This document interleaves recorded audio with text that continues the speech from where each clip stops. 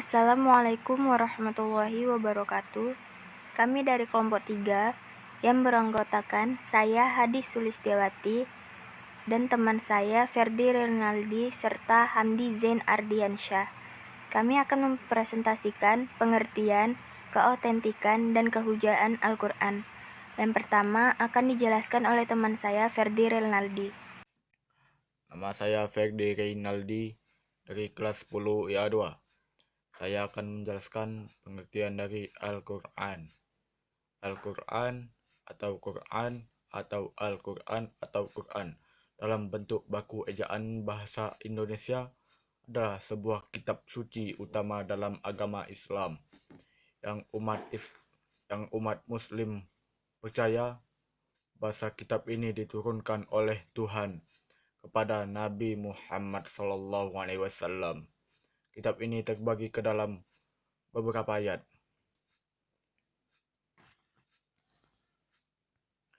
Al-Quran adalah kitab agama Islam.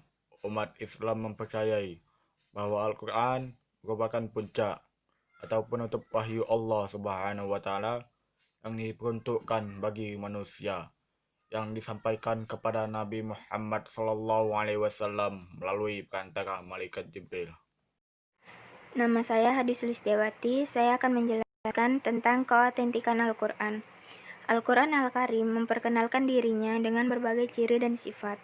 Salah satu di antaranya adalah bahwa ia merupakan kitab yang keautentikannya dijamin oleh Allah dan ia adalah kitab yang selalu dipelihara. Seperti pada Al-Quran di bawah ini. Bismillahirrahmanirrahim. Inna nahnu nazzalna dzikra wa inna lahu lahafizun. Artinya, sesungguhnya kamilah yang menurunkan Al-Quran dan sesungguhnya kami benar-benar memeliharanya. Quran Surah Al-Hijr ayat 9. Demikianlah Allah menjamin keautentikan Al-Quran, jaminan yang diberikan atas dasar kemahakuasaan dan kemahatauannya, serta berkat upaya-upaya yang dilakukan oleh makhluk-makhluknya, terutama oleh manusia. Dengan jaminan ayat di atas, setiap muslim percaya bahwa apa yang dibaca dan didengarnya sebagai Al-Quran tidak berbeda sedikitpun dengan apa yang pernah dibaca oleh Rasulullah SAW dan yang didengar serta dibaca oleh para sahabat Nabi SAW. Bukti-bukti dari Al-Quran itu sendiri. Sebelum menguraikan bukti-bukti kesejarahan, ada baiknya saya kutipkan pendapat seorang ulama besar Syiah kontemporer, Muhammad Hussein Al-Tabatabai, yang menyatakan bahwa sejarah Al-Quran demikian jelas dan terbuka sejak turunnya sampai masa kini. Ia dibaca oleh kaum muslim sejak dahulu sampai sekarang, sehingga pada hakikatnya Al-Quran tidak dibutuhkan sejarah untuk membuktikan keautentikannya.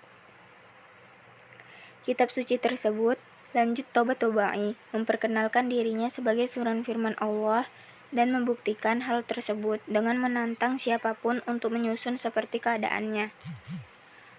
Huruf-huruf hijaiyah yang terdapat pada awal beberapa surah dalam Al-Quran adalah jaminan keutuhan Al-Quran sebagaimana diterima oleh Rasulullah SAW.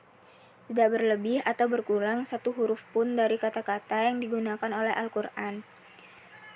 Kesemuanya habis terbagi 19, sesuai dengan huruf-huruf Alif Ar-Rahman Ar-Rahim. Kedua, huruf pada surah Yasin masing-masing ditemukan sebanyak 285 atau 15 kali 19.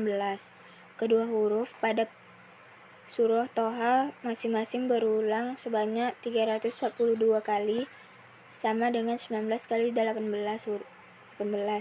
huruf-huruf dan yang terdapat pada keseluruhan surah yang dimulai dengan kedua huruf ini, Ha Mim, kesemuanya merupakan perkalian dari 114 kali 19, yakni masing-masing berjumlah 2166.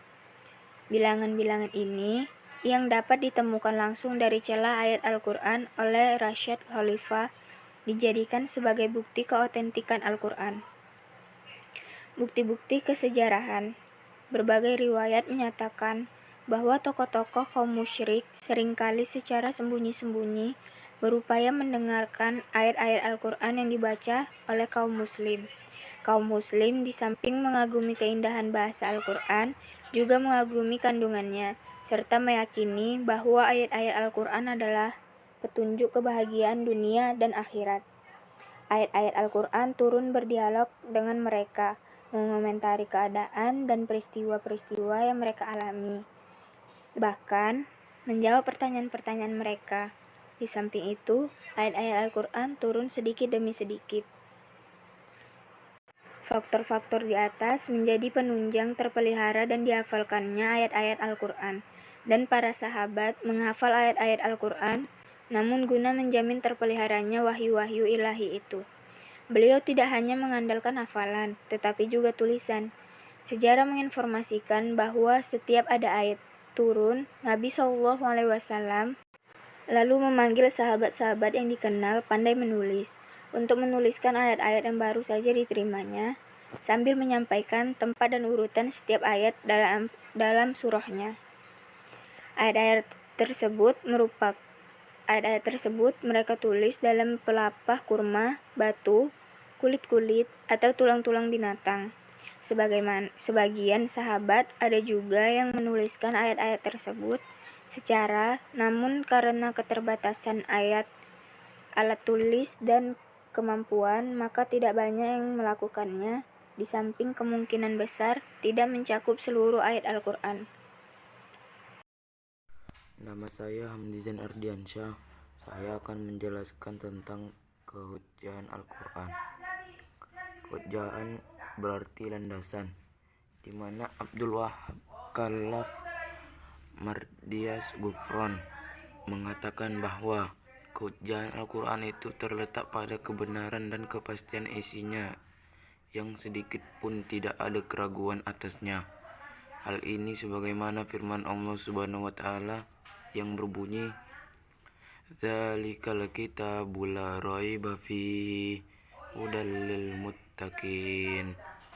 Artinya, kitab Al-Quran ini tidak ada keraguan padanya, petunjuk bagi mereka yang bertakwa.